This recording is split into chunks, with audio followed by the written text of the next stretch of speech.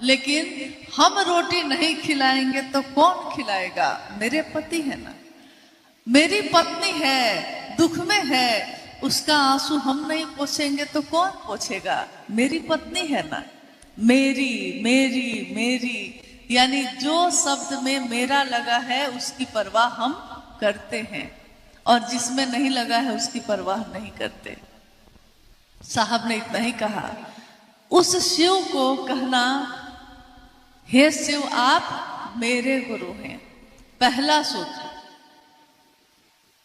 मेरा नहीं होगा तो आगे के दोनों सूत्र भी हल्के हो जाएंगे। जब आप मेरे ही नहीं हैं तो हम आपकी बात क्यों करेंगे, और जब आपकी बात ही हम नहीं करेंगे तो आपको मेरा मन प्रणाम क्यों करेगा? नहीं करेगा। तो शिव की कथा का प्रचलन तो बहुत दिनों से रहा है। हर दिन आपके जीवन में कभी रामायण की कथा, कभी भागवत की कथा, कभी कुछ कथा तो खूब होता है। क्या आज तक के इतिहास में किसी ने कहीं पे पढ़ा या लिखा या सुना है कि चर्चा, शिव चर्चा, ये कभी सुना था किसी ने? हजारों साल के इतिहास में, शास्त्र में, किताबों में, ग्रंथ में कहीं भी चर्चा शब्द का उपयोग नहीं हुआ है। कथा शब्द का हुआ है। कथाएं बहुत है, वो हम सुना सकते हैं, उससे भी हम सीखते हैं, बहुत कुछ सीखते हैं।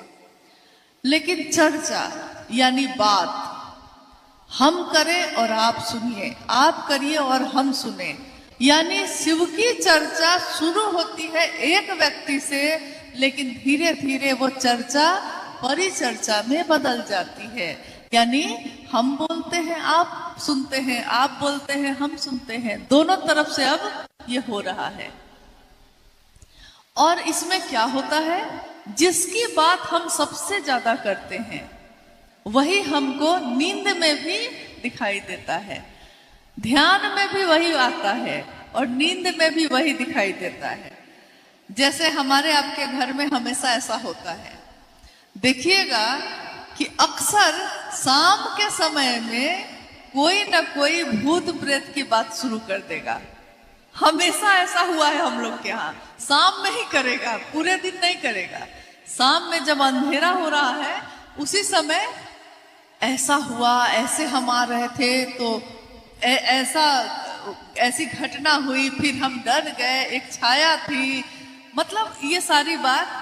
और जो सुन रहे होते हैं वो लोग कहने लगते हैं, अभी मत बोलिए, रात में नींद भी नहीं आएगी।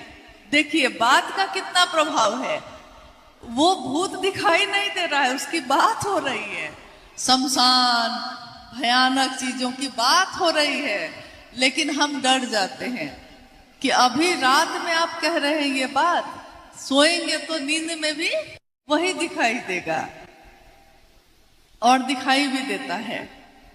अचानक पता चलता है सोए में कोई चिल्लाने लगता है, पकड़ो पकड़ो, भागो भागो, चिल्लाने लगता है। यानी उसके मन पे दिन में जितनी बातें हुई हैं उसका इतना असर है कि रात की नींद में भी अभी तक वो उसी असर पे है। साहब ने कहा, जिसकी नींद में भी शिव अवस्थित है, जिसकी नींद में भी शिव दिखाई देते हैं, ध्यान में आते हैं, सपने में आते हैं, शिव ही आते हैं, वही ऋषि है, वही साधु है।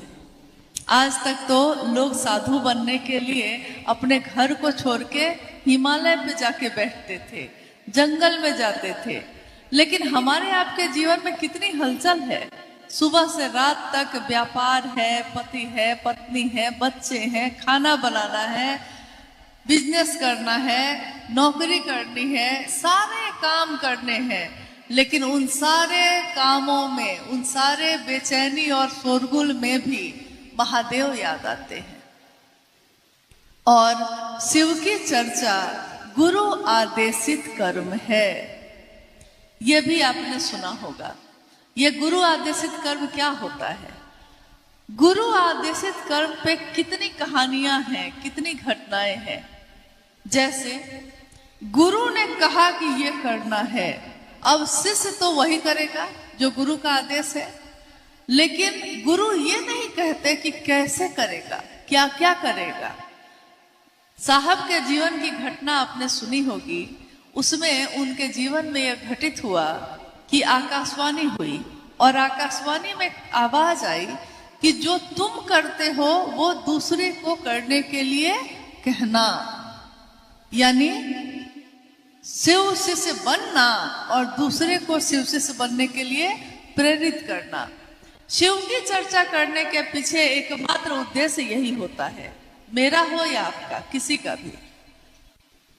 अब मान लीजिए गुरु का आदेश ये है, तो हमको आपको क्या क्या करना पड़ता है।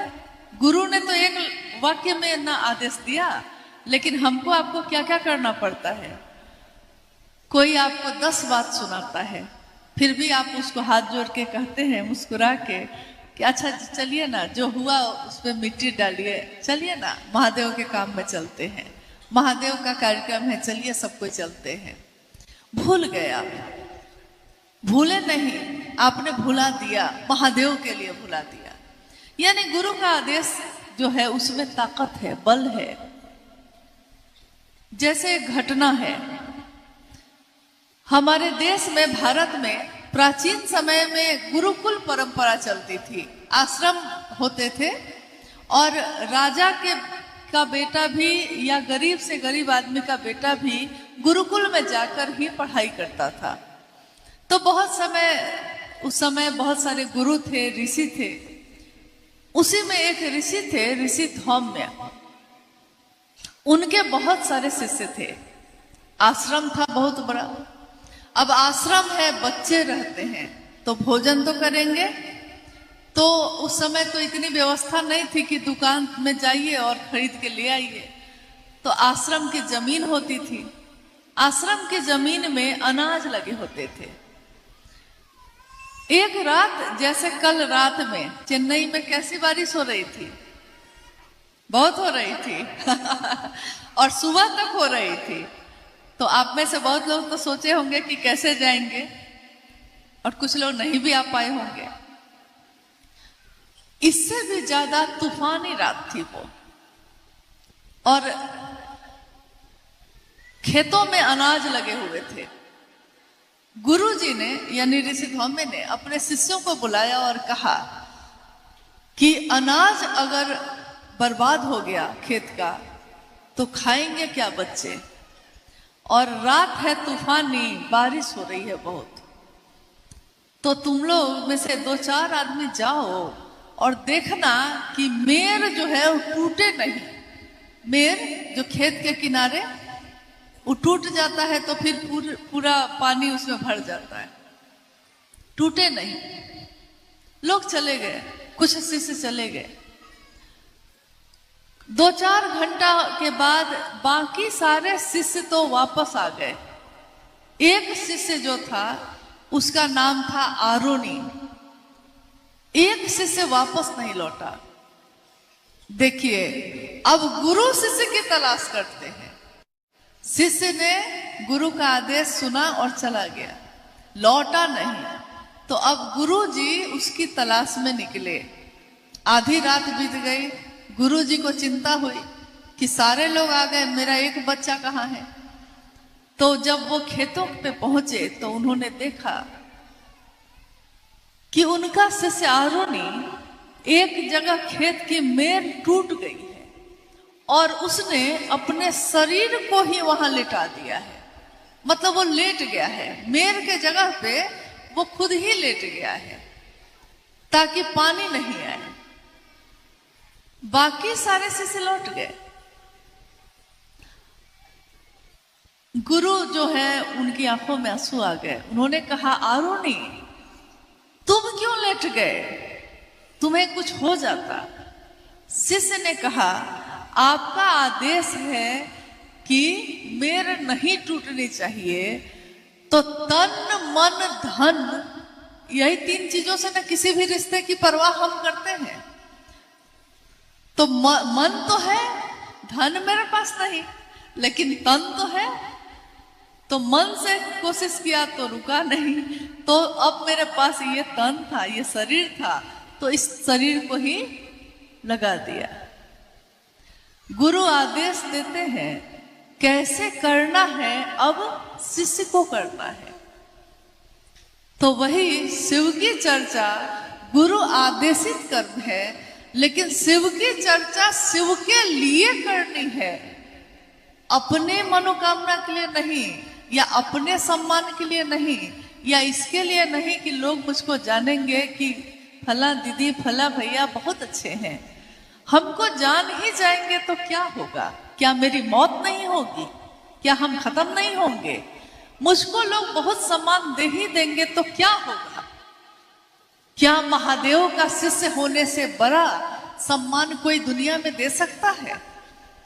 जब साहब हरिंद्रानंद जी ने और मां नीलम आनंद जी ने शिव का शिष्य होने का मान दिया है, उस मान से ज्यादा ये दुनिया क्या दे सकती है? इससे बड़ी चीज नहीं हो सकती कुछ भी। तो इसकी कामना हम आप क्यों करें? नहीं करने की जरूरत है इसको।